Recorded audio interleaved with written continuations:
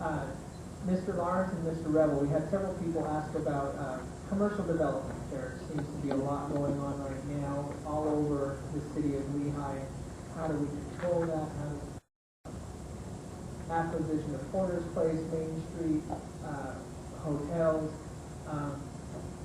sidewalks, where kids in schools and everything works together with commercial development.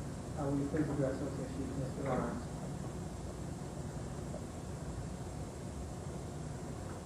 Certainly. The first thing I'd like to say about that is we should not have such edifices as extended stay hotels next to elementary schools. We need to have zoning situations that enable us to keep commercial structures separate from residential structures. This is a simple principle, I think, of protecting the quality of the community. Now, the notion of buying properties and not really revealing what the intent is to do with that, to me, is suspect. The idea that the city is purchasing property in various locations throughout the city, to me, is a direct interference with the private enterprise. I believe that is the role of a realtor. And the city, as far as I'm concerned, is entirely taking advantage of the role of a realtor. That is not principle government. We need to keep free enterprise entirely distinct from the role from government, and allow government to do what it's good at and what it needs to do, and allow the free enterprise to do what it needs to do. We should not be buying land and then possibly reselling it down the road for possible profit. It's your tax dollars at risk, and I think that is a very dangerous enterprise. Thank you. Mr. Revill? First, to address extended stay hotels, like Craig said,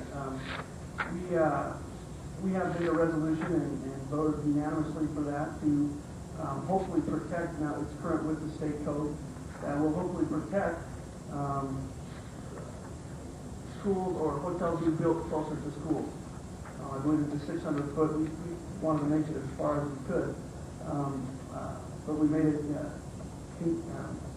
the same basically as the state resolution. One thing that I voted for, the council voted for this year, as far as economic development, in the budget this next year, we will hire an economic development strategist who will study our city, study the different commercial sectors, and help us be able to plan and actually recruit these different companies and different commercial developers to come into our city. Some of the benefits from that, we have increased our emergency personnel, I believe, from 24 to 36 people because of a lot of our commercial development that's happened so far.